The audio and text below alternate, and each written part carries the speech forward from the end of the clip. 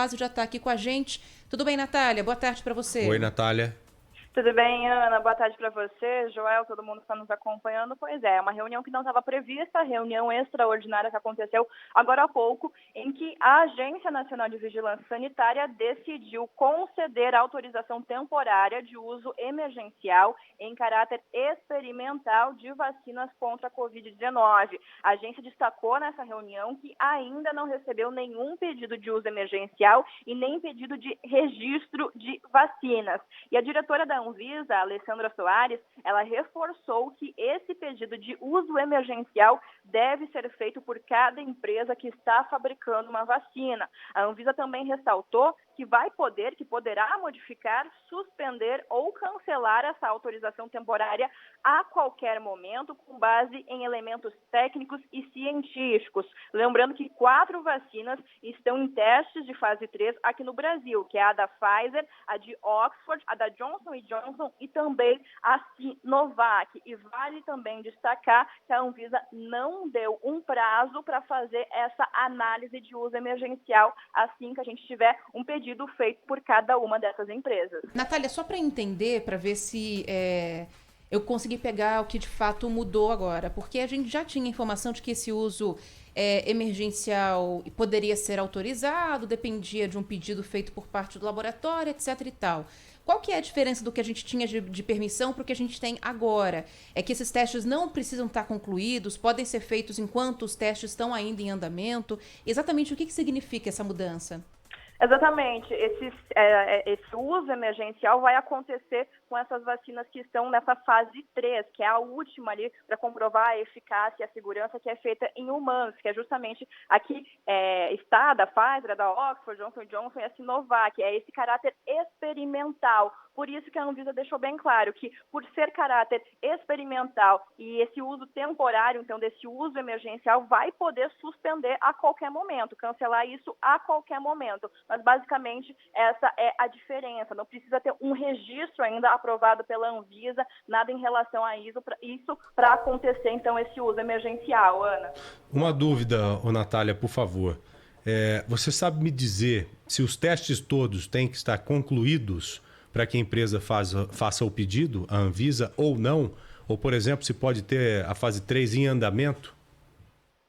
Então, Joel, pelo que a Anvisa falou nessa reunião, pode estar em andamento essa fase 3 para fazer esse pedido, mas daí vai depender da Anvisa fazer essa autorização em um tempo ali que não foi informado, que pode inclusive passar ali da liberação da fase 3 ou ainda permanecer na fase 3 de cada vacina. Por isso até que a Anvisa não deixou muito claro ali, não deixou estabelecido esse prazo para fazer essa análise e permitir esse uso emergencial, porque não é simplesmente pegar e começar a vacinar. Cada empresa vai ter que fazer essa solicitação para a Anvisa e a Anvisa vai autorizar ou não esse uso emergencial nesse caráter experimental dessas 4 vacinas que estão nessa fase 3 de testes. Nossa, mas é bom, assim, que a gente tenha cada vez mais permissões, que a coisa caminhe da maneira mais clara possível. Só que, a gente já tinha falado no começo do mês, a gente tá no dia 10, é começo ainda, mas há alguns dias, sobre uma série de regras que foram lançadas pela Anvisa para que o uso emergencial acontecesse, para que o pedido acontecesse. E agora mais isso, mais uma reunião para definir o aval. Mas que burocracia, né? O que eu tô sentindo que tá faltando... Confesso que não entendi o que mudou.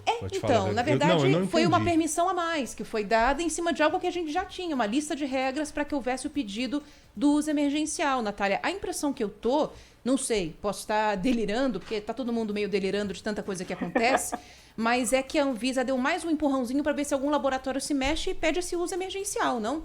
Porque assim, a liberação já existe, né? Faz tempo. Então, Ana, basicamente isso, porque no início do mês de dezembro, no dia 2, salvo engano, a agência divulgou que iria aceitar que as empresas que estão desenvolvendo as vacinas solicitassem esse uso, mas ainda não estava permitido esse uso. Então, basicamente, é uma autorização agora do que a gente preliminarmente já tinha informado, que antes as agências podiam fazer essa solicitação, mas agora a Anvisa acabou aprovando esse uso. E daí cabe agora às empresas fazer, então, essa solicitação para que a Anvisa permita ou não esse uso emergencial. Nossa, tudo É a muito pressão devagar. que a gente falou que já está ocorrendo em outras partes do mundo. É tudo muito devagar. Aliás... Nem a Pfizer fez esse pedido à Anvisa, porque essa informação não foi confirmada nem desmentida ainda pela Anvisa. O que a Pfizer, aliás, confirmou pra gente aqui ontem foi que eles entraram com um pedido de registro, que é para esse uso definitivo que a Natália falou que não vai ser necessário agora. O emergencial ainda não. O emergencial ainda não. Aliás, agora a gente está com a coletiva no Instituto Butantan acontecendo em São Paulo, com a nossa reportagem lá de olho para ver se falam algo sobre o pedido para uso emergencial, portanto, da Coronavac. Vamos ver se tem alguma novidade até o fim do dia, porque não é possível. Alguém tem que entrar com esse pedido quanto antes. E se a Se Coronavac... essa abertura já existe. E dia 15 agora sai o resultado da eficácia da Coronavac. Será que o governo vai esperar ter esse resultado em mãos já para fazer o registro definitivo ou já vai pedir agora para uso emergencial Essa é a grande ganhar questão. tempo? A gente ganha 5 dias de análise de documentação, né, Natália? E, Ana, é importante também, agora que vocês falaram da Pfizer, desse pedido que foi enviado para o uso, para o registro, então, da vacina da Pfizer, é que a Anvisa disse que não recebeu ainda nenhum pedido de registro de vacinas. A Alessandra disse, nenhum pedido de uso emergencial, nem pedido de registro foi, então, recebido pela Anvisa. E aí? Como ficamos? Com a Pois Pfizer falando não... uma coisa, a Anvisa falando outra. Eu já recebi 2 vezes essa informação, por isso que eu estou encabulado, sabe? De que a Pfizer já teria feito o pedido à Anvisa. E até agora a gente não teve essa confirmação de fato. Agora, falaram alguma coisa a mais a respeito da vacina do Instituto Butantan hoje? Você ouviu alguma coisa por aí? A Anvisa se manifestou? Eu digo a respeito da vacina do Instituto Butantan, porque é a mais polêmica, né? Envolvendo essa disputa aí política entre o governo do Estado de São Paulo e o governo federal, Natália. Não, ainda não, Joel. A gente está aguardando qualquer tipo de manifestação, né? Uma coisa que eu sempre digo aqui em Brasília é que a gente trabalha com expectativas, né? A de ontem era do anúncio, então, da entrega do Plano Nacional de Imunização, que agora talvez fique apenas para a semana que vem.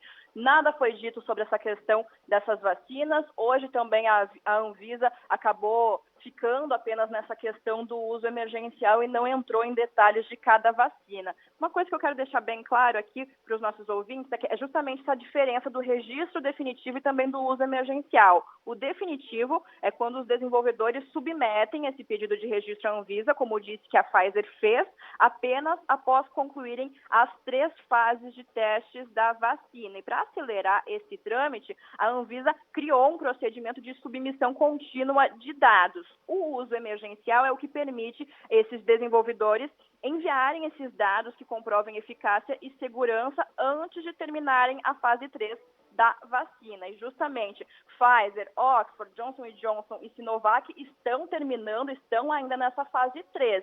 Esse uso emergencial permite, sim, essa liberação antes de terminarem, mas até o momento a Anvisa afirmando que não recebeu solicitação de ninguém.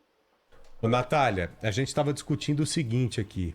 O Trump, o presidente dos Estados Unidos, ele decretou nos últimos dias o seguinte, não me lembro qual dia, mas nos dias recentes agora, que está proibida a saída de qualquer vacina dos Estados Unidos até que toda a população norte-americana seja imunizada. Então aqui a gente já trata diretamente da Pfizer. Talvez ela não tenha feito o pedido, por quê? Porque não tem como fornecer a vacina. Eu não vou fazer o pedido para uso emergencial, sendo que eu não poderei entregar a vacina aos brasileiros.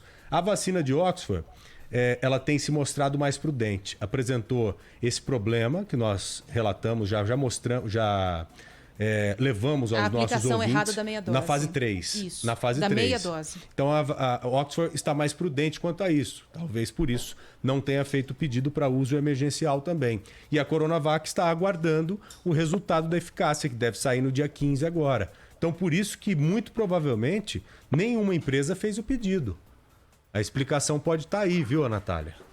Pode sim, Joel. Inclusive, lembrando em relação aos Estados Unidos que a gente tem aquela lei Covid que foi aprovada esse ano pelo Congresso. O presidente Jair Bolsonaro tinha vetado, depois o Congresso derrubou, que é aquela lei que prevê que a Anvisa tem o prazo de 72 horas para conceder autorização caso esse imunizante, essa vacina, tenha conseguido registro no Japão, nos Estados Unidos, na Europa ou na China. E caso esse prazo não seja cumprido e a Anvisa não se manifeste em relação a isso, essa autorização ela é concedida automaticamente. Então, são várias questões para a gente conseguir, então, liberar essa vacina, seja uso emergencial ou seja um registro finalmente. Agora, o fato tem que haver um pedido. A Anvisa Tem não pode chegar e falar, pedido. olha, estão produzindo a Coronavac. Vamos lá fazer o registro dela, gente? Não, tem que haver um interesse do laboratório em pedir o registro. Eu já estou achando que o problema não vai ser nem mais a aprovação. Acho que vai ser a própria vacina. Não, esse Acho é que um vai ser a dos gente problemas, ter a vacina Joel. em mãos. É a consequência de uma demora de todos os outros processos. De você ter um planejamento, de você negociar com os laboratórios e ter uma pré-aprovação, uma intenção de compra. Eu acho Essa que não aí vai é a consequência. Se você não encarar a vacina do Instituto Butantan como uma vacina possível de ser utilizada no Brasil, né, hoje, e tratando com o Instituto Butantan, que tem uma condição de produzir em escala, como acabamos de colocar, 1 milhão de doses por dia. Se você descartar a vacina do Instituto Butantan, você descarta boa parte das vacinas que poderiam ser utilizadas aqui no Brasil. Isso. Tem como a gente utilizar. A da Pfizer é muito bonita, é extremamente eficiente, é segura, mas não sei se vai chegar aqui. A de Oxford também, que está sendo trabalhada pelo governo federal, ela apresentou o problema. Quem vai dizer para a gente a data ou o período para que esse problema será sanado? Não sei também. Será que vão resolver rápido esse problema? Ou será que isso pode se estender? Até agora, quer queira, quer não, a vacina mais próxima da gente é a do Instituto Butantan. Não só em tecnologia, em segurança, em eficácia, que muito provavelmente será comprovada na semana que vem, mas o principal, capacidade de produção em solo brasileiro. Porque nenhum país vai sair dando vacina para outro país, não. Pode ter certeza disso. Primeiro, salve-se quem puder. Primeiro você acode quem está perto de você. Depois você vai pensar nos outros. Por isso que é uma aposta muito maior, isso de especialistas, né? Não é a gente que está falando. Mas de uma possibilidade muito maior de que a gente consiga utilizar essa vacina do Instituto Butantan, que está sendo produzida no Brasil, e a de Oxford, né? Que o acordo prevê também que a tecnologia seja cedida à Fiocruz para que haja produção aqui no Brasil também. As duas, né, serão produzidas em solo brasileiro, que é o mais importante de tudo. Você não pode depender de ninguém em uma situação como essa. Não completamente, porque de alguma maneira a gente está dependendo, né? Está dependendo da matéria-prima também, que vem da China, né? Exato. E da organização dos testes também. Vamos nessa? Eu tô pensando aqui, enquanto a gente está discutindo, a gente fica processando aqui. Inicialmente o problema era a aprovação, agora acho que a parada vai ser outra. Natália, muito obrigado, tá? Um abraço para você. Até mais, pessoal. Obrigada.